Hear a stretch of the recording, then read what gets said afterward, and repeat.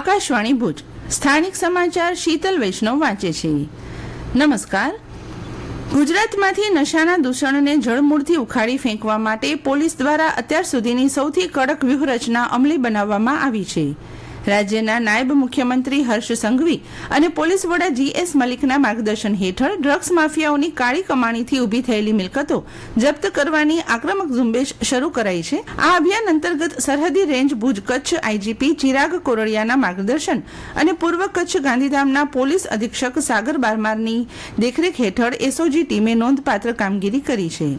છેલ્લા 3 વર્ષમાં સમગ્ર રાજ્યમાં પ્રથમવાર સ્મગલર્સ એન્ડ ફોરેન એક્સચેન્જ મેનિપ્યુલેટર્સ એક્ટ 1976 હેઠળ મિલકત જપ્ત કરાવવાની ઐતિહાસિક સફળતા પૂર્વ કચ્છ પોલીસે મેળવી છે.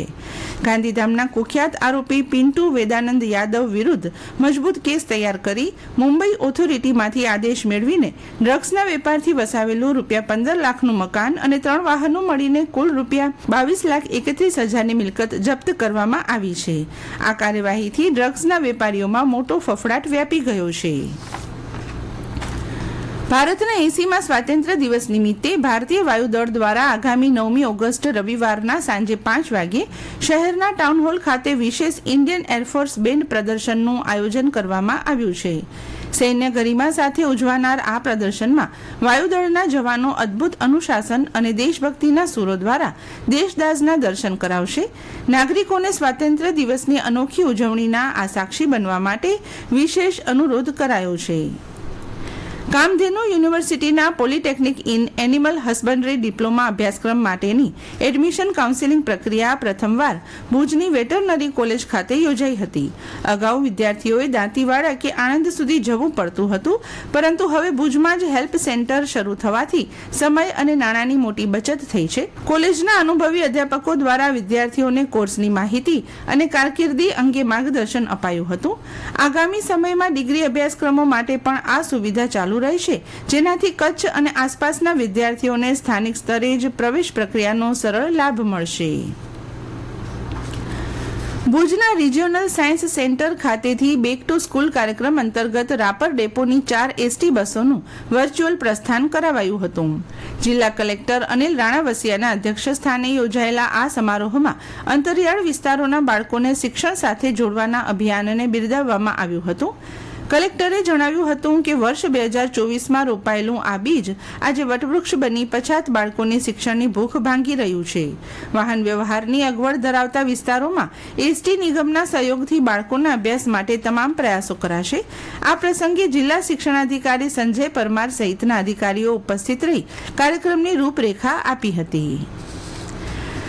ભુજ જિલ્લામાં નવા પાસપોર્ટ બનાવવા અને રિન્યૂ કરાવવાની વધતી માંગ વચ્ચે અરજદારોને પડતી મુશ્કેલીઓનો અંત લાવવા અમદાવાદ પ્રાદેશિક પાસપોર્ટ કચેરી દ્વારા ભુજમાં મોબાઈલ પાસપોર્ટ વાન સેવા શરૂ કરવામાં આવી છે. કચ્છમાં સામાન્ય રીતે પાસપોર્ટ માટે 50 થી 60 દિવસ સુધીની રાહ જોવી પડતી હોવાથી વિદેશ અભ્યાસે જતા વિદ્યાર્થીઓને સમયસર દસ્તાવેજો મેળવવામાં ભારે મુશ્કેલી પડતી હતી. આ ઉપરાંત નાના બાળકોના પાસપોર્ટ બનાવવામાં વાલીઓને પણ પરેશાની વેઠવી પડતી હતી.